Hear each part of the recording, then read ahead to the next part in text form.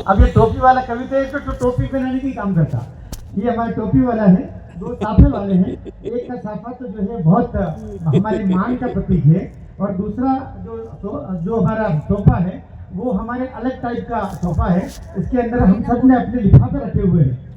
और ये ध्यान में रखना हो, ये भाई कभी तो ये बांध इधर-उधर के हो रखना जाता अपना है। साफा, लिफाफे हमारे हाँ। सुरक्षित रहेंगे। बस एक आदमी ऐसे ही रहिए। बिल्कुल कोने में भेरू बाबू की तरह बैठा हुआ है। इसका नाम है हरीश हंगामा। ये हरीश है, लेकिन अभी उपदा तोड़ी है, ध्यान अभी रखना तुम्हारे इसका। उठने का टाइम नहीं हुआ है, अभी तुम्हारे बैठे रहने का टाइम है। आर्यपुत्र, ये जो पिछले दिनों प्रतापगढ़ राजस्थान के रहने वाले हैं, मैं इनके घर गया, मैंने दरवाजे पर इनके जो घंटी लगी थी घंटी बजाई, तो हमारी बहू बाहर आई। बहू जी बाहर आई तो मैंने देखा कि बहू करीब करीब पौने तीन फीट के लगभग होगा, पौने तीन के बीच की। तो मैंने कहा ये हरीश जी का घर है? बोले हाँ है। कहाँ है? अंदर है। अच्छा बताइए ना कि शंभू सिंह मनर आए हैं उनसे मिलने के लिए, तो जरा बताइए। अंदर गई वो, हरीश भाई बाहर आए। मैंने कहा क्यों बाहर आई थी? भाभी थी? बोले हाँ। मुझे यार भाभी तो बहुत छोटी है रे भाई। बोले मुसीबत जितनी छोटी हो मनर भैया उतना ही अच्छा। ठीक है भैया। अंदर लेके गया मेरे को, अरे अंदर चलो। अंदर गए तो भाई किचन में चला गया, जैसे मेरे को बैठक में बिठाया किचन में चला गया। अब दोनों पति पत्नी के वार्तालाप सुनिएगा, आनंद लीजिएगा। पत्नी पति, याद रखिएगा कि हर एक पति को यानी हर एक पुरुष को अपनी माँ का बनाया हुआ भोजन, माँ की बनाई हुई रोटी से ज्यादा अच्छी किसी की बनाई हुई रोटी नहीं लगेगी। वो रूप में पत्नी है लेकिन रोटी में माँ की याद आएगी। तो दोनों आपस में भिड़ रहे और वो इन्हें कहना देख रोटी मेरी माँ जैसी बनाया कर, इंप्रेशन, क्योंकि अभी बाहर तो ऐसा हो गया बिल्कुल, तो इंप्रेशन के लिए मेरे ऊपर देख तू सुन रोटी मेरी माँ जैसी बनाया कर। एक बार उन्होंने सुना, देख तू रोटी मेरी माँ जैसी बनाया कर। ये पलट करके जब मैं सुन रहा हूँ बैठक में, मैंने कहा ठीक है रोटी तेरी माँ जैसी बनाऊंगा, तुम भी आटा अपने बाप जैसा गूंदा करो। तो रोटी के सभी प्रक्रिया इसके बीच में से होता है। अचानक इन्होंने कहा कि देख एक दिन ऑफिस में दौड़ते दौड़ते ऑफिस से घर पहुंचे और बोले कि मैंने 1 करोड़ का बीमा करवा लिया है। तो हमारी बहू बोले 1 करोड़ का बीमा करा लिया, वहाँ तो ठीक है, लेकिन मैं तो बात था मानूंगी जब पैसे मेरे हाथ में आ जाएंगे। तो ऐसी अभी की जो स्त्रियां हैं, तो स्त्री समझदार है, वो दूर दृष्टि से सोचती है क्या होने वाला है क्या नहीं होने वाला है, उसके आधार पर फिर वो तय करती है कि ये अपने लाभ का है क्या हानि का है। इसमें एक दिन मेरे को बोले मनर भैया ये हवाई जहाज में आप तो बैठे हो कि मैं हारे बैठा हूँ, बहुत जगह गया हूँ, बैठा दूँ। बोले मनर भैया हवाई जहाज कितना बड़ा होता है? मैंने कहा भैया हरीश हवाई जहाज जैसे अपना गाँव होता है ना, बहुत बड़ा गाँव जितना बड़ा होता है। बोले मनर भैया गाँव जितना बड़ा होता है हवाई जहाज, तो उसको तो फिर कलर पेंट करने में बहुत खर्चा लगता होगा, टाइम भी लगता होगा। मैंने कहा ऐसा नहीं है, कोई टाइम भी नहीं लगता, कोई खर्चा भी नहीं लगता। तो बोले मेरे ऐसा कैसे होता? मैंने कहा ऐसा होता है कि हवाई जहाज को ऊपर उड़ाते हैं, हवाई जहाज थोड़ा छोटा दिखता है, फिर हवाई जहाज को और थोड़ा ऊपर उड़ाते हैं, फिर हवाई जहाज और छोटा दिखता है, फिर हवाई जहाज को और ऊपर उड़ाते हैं, फिर हवाई जहाज और छोटा दिखता है, फिर हवाई जहाज को और ऊपर उड़ाते हैं तो हवाई जहाज बिल्कुल छोटा सा दिखता है। जब छोटा सा दिखता है ना तो जल्दी से ब्रश पेंट मार देते हैं। उस दिन मेरी उस दिन तक क्योंकि हवाई जहाज मैंने भी नहीं देखा था, तो जब हवाई जहाज मैंने भी नहीं देखा तो मैंने अपने आइडिया से इनको बताया था। एक अद्भुत कवि जो अपने हाथ से अपनी पैरोडियों से आपको हंसा हंसा के लोटपोट करना जानता है, ऊपर हाथ करके ताली बजा करके मुस्कुराहट के कवि को बुलाइए, जिसका नाम है हरीश हंगामा।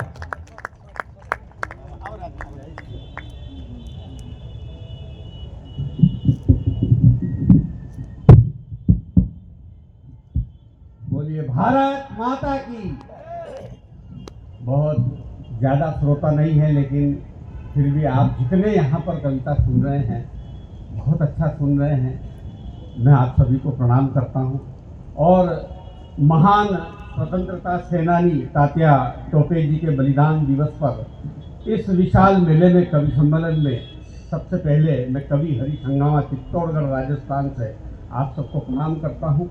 और जिन्होंने 150 युद्ध लड़े और नरवर राजा मान सिंह की गद्दारी की वजह से जिन्हें फांसी पर चढ़ना पड़ा, 4 पंक्तियां उनके चरणों में पढ़कर, वैसे मैं हास्य का कवि हूँ, ये काम मेरा नहीं था, लेकिन फिर भी मैंने कहा मैं वहाँ आया हूँ तो मेरा निवेदन मदद भी डॉक्टर साहब बहुत स्वागत कर रहे हैं। और मेरा बचपन इनकी गोद में ही मैं खेला हूँ मेरे प्रतापगढ़ मेरे बड़े भाई साहब प्रहलाद जी नवीन और ये बहुत अच्छे मित्र थे, बहुत अच्छे मित्र थे। और आइए मैं 4 पंक्तियां पढ़ता हूँ, फिर मैं हास्य की अपनी विधा से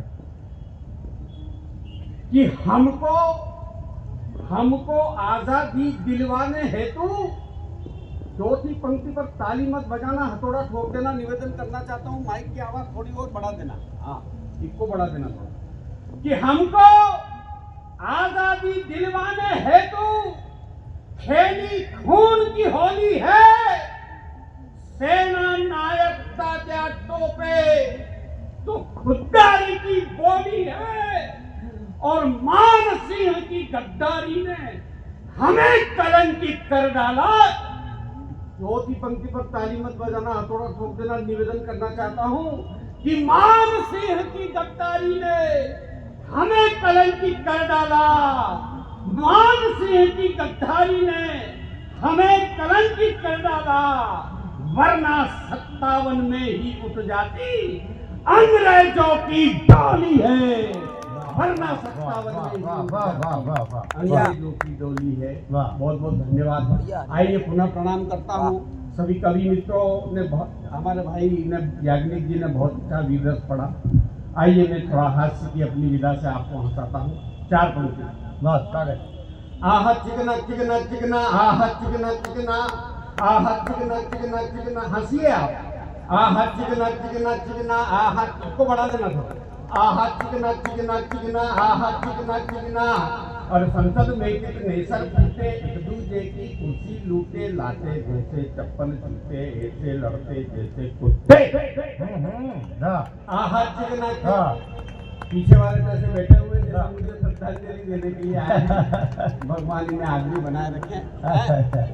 आह चिकना चिकना चिकना, आह चिकना, माइक बहुत बढ़िया है भैया, अब सही किया आपने माइक। एक माइक वाले, अच्छा माइक वाले की अक्सर आदत होती है हेलो टेक, हेलो टेक, जब कार्यक्रम शुरू नहीं होता है तब ये कहते हैं हेलो टेक, हेलो टेक। एक माइक वाले की सुहागरात था, वो जैसे ही सुहाग कक्ष में रात को 12 बजे गया, ठहाका लगा ना मजा लेना, और जैसे ही 3 बार बोला उसकी पत्नी को बोला hello tech, hello tech, hello check. तो उसकी पत्नी ने एक चाटा दिया, बोले चेक ही करता रहेगा कि प्रोग्राम भी देगा।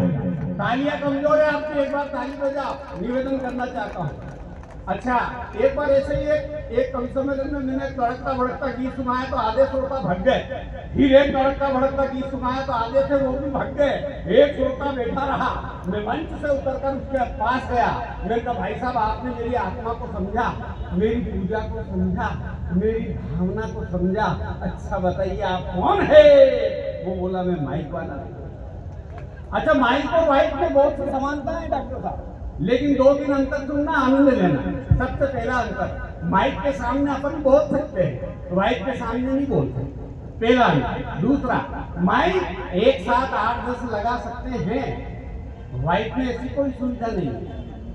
माइक ढंग का नहीं हो तो दूसरे का ले सकते हैं, वाइक में ऐसी कोई सुविधा नहीं। चौथा, माइक पुराना हो जाए तो बेच सकते हैं,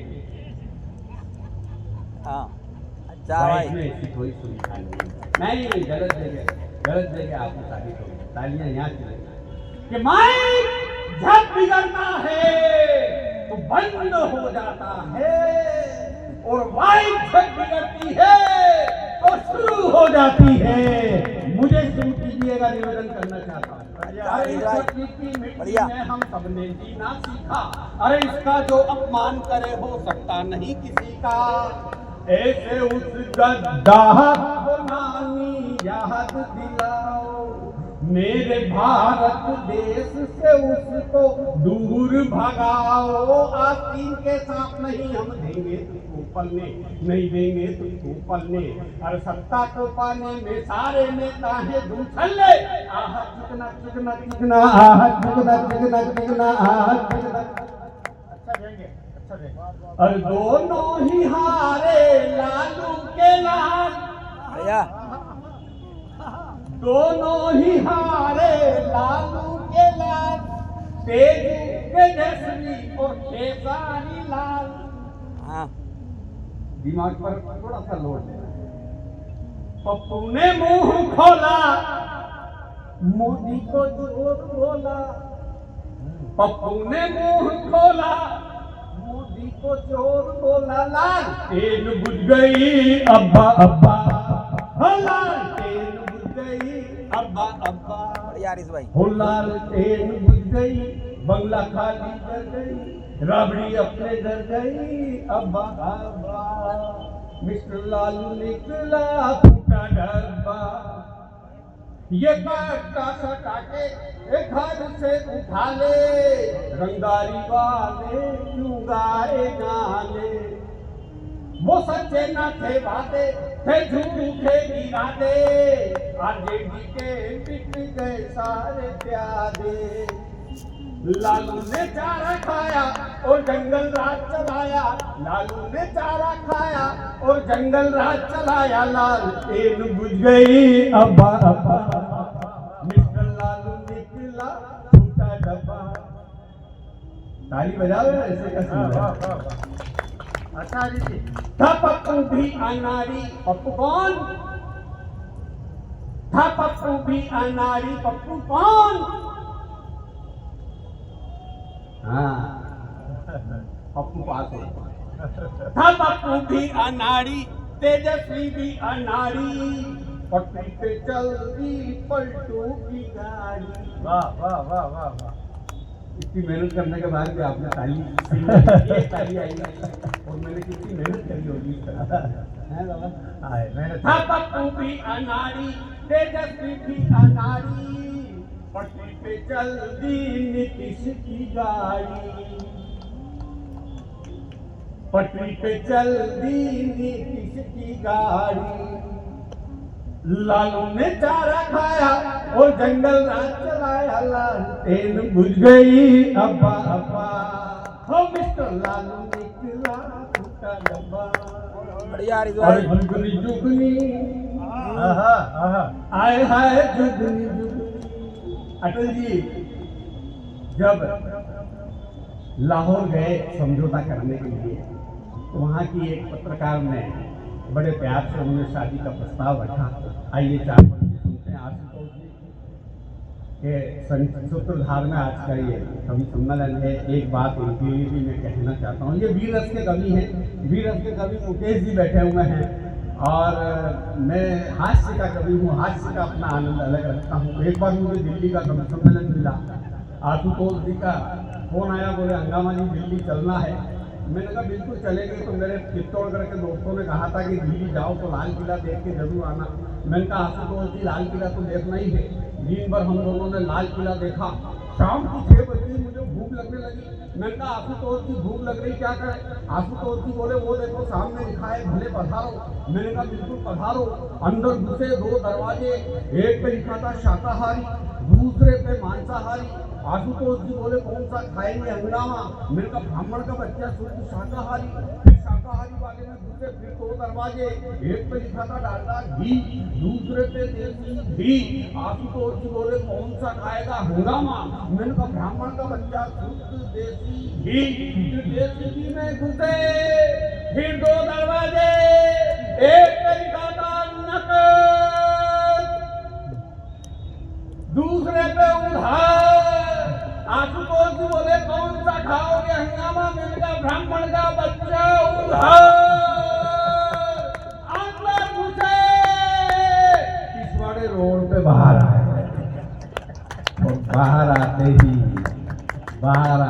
वहाँ पीछे बोर्ड पर लिखा हुआ था, यहाँ कंजूस ब्राह्मणों का आना बना। ये अच्छा है, ये अच्छा किया, ये नया प्रयोग था, ये नया प्रयोग था। एक बार एक आदमी आया मेरे पास, बोले मेरे 5 बच्चों के नाम तो आपने रख दिए, 2 हुए उनके भी रख दे, उन सब के पीछे घर आना चाहिए। मैंने कहा बिल्कुल घर आ जाएगा। पहले तू उन 5 के नाम बता, तो मैं तेरे को 2 के नाम बताऊँ। उसने कहा पहले का गिरधर, दूसरे का चक्रधर, तीसरे का धरणीधर, चौथे का मुरलीधर, 5वें का लीलाधर। मैंने कहा 6वें का रख दे ईधर, 7वें का रख दे ऊधर, 8वां को आना ही मतलब सूधर। अब तो बजा दो ताली। अच्छा मैं चित्तौड़गढ़ से आया हूँ। दारा हो तो अच्छा लग रहा है तो मैं चलता रहूँगा थोड़ा 5-10 मिनट आप मुझे प्यार से सुन लेना। बहुत दूर चित्तौड़गढ़ से आया हूँ 1000 किलोमीटर से, और हमारी बहन खालना से उदयपुर होते हुए यहाँ आई है और आशुतोष जी का तो जलवा ही जलवा है। हाँ निवेदन करना चाहता हूँ, ये आनंद की बात है। चित्तौड़गढ़ से आया हूँ साहब। चित्तौड़गढ़ का किला देखने के लिए अंग्रेज लोग बहुत आते हैं हमारे। एक अंग्रेज चित्तौड़ का किला देखने के लिए आया, दिन भर उसने चित्तौड़ का किला देखा। शाम की 6 बजे उसको भूख लगने लगी, उसने सोचा मैं कुछ खा लूँ। एक ठेले वाले के पास गया, एक टोकरे में हाथ डाला, बोले वाटी ये क्या है? तो दुकानदार ने कहा ये बनाना, ये हमारे चित्तौड़गढ़ का केला है। बोले इतना छोटा छोटा, हमारे अमेरिका में तो इतना बड़ा बड़ा मिलता है। बोले तेरे यहाँ मिलता होगा, मेरे यहाँ के लिए यही साइज है, तेरे को लेना हो तो ले ली तो आगे बढ़। इस तरीके से 2-3 बार जब छोटा बड़ा हुआ तो दुकानदार की देशभक्ति भी जगी। उसने कहा आपकी बार अंग्रेज को पूछ लेगा तो इसकी फाइल निकाल। तीसरे टोकरे में इतना बड़ा तरबूज पड़ा हुआ। जैसे अंग्रेज ने कहा ये क्या है? तो दुकानदार ने कहा ये मेरे चित्तौड़गढ़ का अंगूर है। बता तेरे वहां कितना बड़ा बड़ा मिला। वही अंग्रेज से थोड़ा और आगे गया, एक हलवाई की दुकान पर चला गया, हलवाई जलेबी बना रहा था। उसने कहा यार गजब का आइटम है, इधर तो घुमाता है, इधर निकाल के इधर डालता है, दबाता है, निकालता है, खाता है तो मीठा मीठा लगता है। उसने जिंदगी में कभी जलेबी नहीं चखी थी। हलवाई से पूछ लिया व्हाट इज दिस, क्या है? तो दुकानदार ने हलवाई ने कहा this is round round round and round round round round round and full stop. तीसरा दृश्य देखिए आप, एक कड़ाऊ में दूध उबल रहा था, एक तपेले में दही पड़ा हुआ था। दूध तो उसके समझ में आ गया दिस इज ए मिल्क, लेकिन वो दही उस अंग्रेज के समझ में नहीं आया। उस दही के लिए वापस उस अंग्रेज ने पूछ लिया व्हाट इज दिस? तो दुकानदार हलवाई ने कहा this is milk was sleeping in night and morning was at time. एक बार जोरदार ताली बजाइए, एक करोड़ वोट कर देता हूं। मेरे पास बहुत खजाना है सुनाने के लिए। एक बढ़िया व्यंग है, एक बढ़िया एक पेरोडिया मेरे पास तो बहुत है, ठीक है अच्छा है, टीम भी बड़ी है। हाँ एक बढ़िया व्यंग। हाँ बिल्कुल, अंतिम कर देता हूँ मेरा समय। आइए एक पेरोडी को सुना देता हूँ। तो पाकिस्तान गए अटल जी, प्रस्तावना रखी उस पत्रकारा ने, बोले मैं आपसे शादी करना चाहती हूँ। अटल जी ने क्या कहा सुने आनंद। हर जुगनी जुगनी आए हाय जुगनी जुगनी, हर जुगनी आए हाय जुगनी जुगनी, हर वीरों की धरती मेरी हिंद माटी, घायल पड़ी है ये कश्मीरी घाटी, हम ना पाक के गुलाम। जुगनी जुगनी आए हाय जुगनी जुगनी जुगनी जुगनी जुगनी जुगनी आए हाय जुगनी। शांति वार्ता लेकर बैठे अटल जी जब बस में बैठे, पाक की हसीना उन्हें दिल दे गए। शांति वार्ता लेकर बैठे अटल जी जब बस में बैठे, शेख हसीना उन्हें दिल दे गई। इसने देखा उसने देखा, इसने चाहा उसने चाहा, बदले में कश्मीरी बिल दे गई। कश्मीर की मांग की साहब उसने मेहर। तो अटल जी ने क्या जवाब दिया सुने आनंद। महल में हम तुम्हें कश्मीर चलो दे देंगे। अब ये पंक्तियों पर आपकी तालियां उठे। महल में हम तुम्हें कश्मीर चलो दे देंगे, दहेज में पूरा पाकिस्तान तुमसे ले लेंगे। दहेज में पूरा पाकिस्तान तुमसे ले लेंगे। और गंगा में जाए यमुना में जाए कश्मीर, गंगा में जाए यमुना में जाए, हनीमून कश्मीर में ही मनाए, बच्चे संभाले हिंदुस्तान। जुगनी जुगनी आए हाय जुगनी। देखिए मैं एक बात जरूर कहना चाह रहा हूँ, बहुत विनम्रता से कहना चाह रहा हूँ कि कविता के बहुत